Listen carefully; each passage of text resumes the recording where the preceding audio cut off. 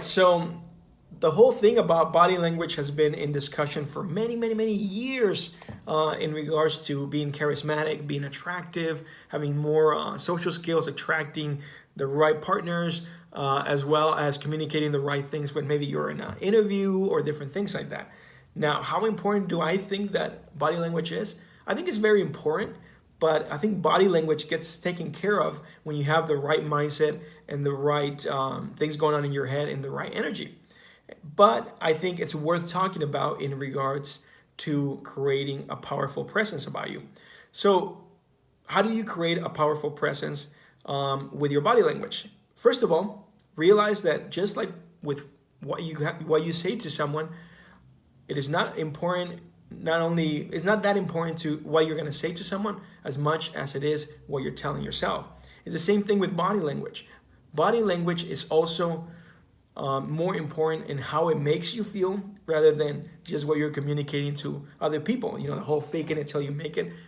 You want to fake it till you make it, not for others, but for yourself and how it's feeling.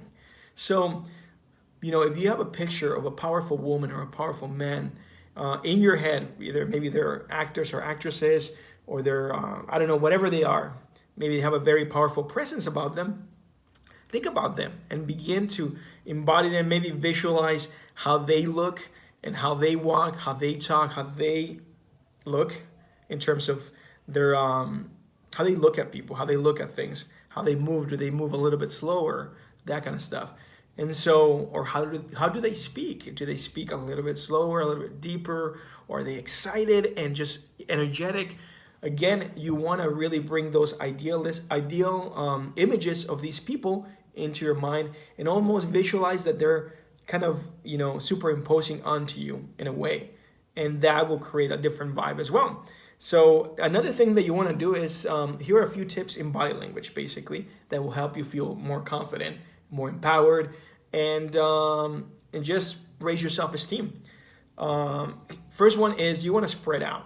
So in the animal kingdom, as well as in, you know, in normal human interactions, the people that are the most comfortable, they're usually spread out. They're not kind of, you know, clutched in or that kind of stuff. That communicates not only lower status, but it also makes you feel more insecure, more vulnerable, and all that kind of stuff. We will talk about vulnerability, by the way, in a minute, which I think it's a very positive thing to be.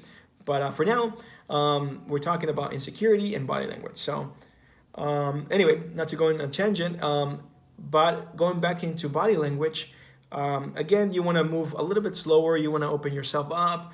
You might want to do, you know, I'm going to move the camera a little bit, but maybe one of these postures, you know, like when you're talking to someone, you just kind of chilling out like that. You know, usually you want to avoid things like touching your face, touching this. It usually indicates kind of insecurity and nervousness, as well as the way you move your hands. Maybe you feel awkward in terms of how you move and where you put your hands. So maybe you want to, you know, put your hands to the side a little bit. I don't know if you can see this here, or just kind of to the side and like that. So if you're in a social situation, you might be speaking the way I'm speaking, and that kind of stuff. You also, you know, what are some of the things? Maybe you have a little bit of a slight smile, like just confident and that kind of stuff.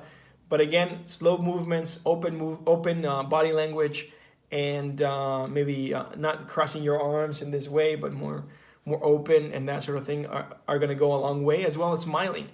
Now, smiling is very important as well, because it actually increases your happiness levels. It actually has a psychological effect on you, where the more you smile, the happier you feel and the more confident you feel. And also people feel that. So that's powerful. Other than that, I would say you might want to practice keeping eye contact with people and that sort of thing, which most people can't do.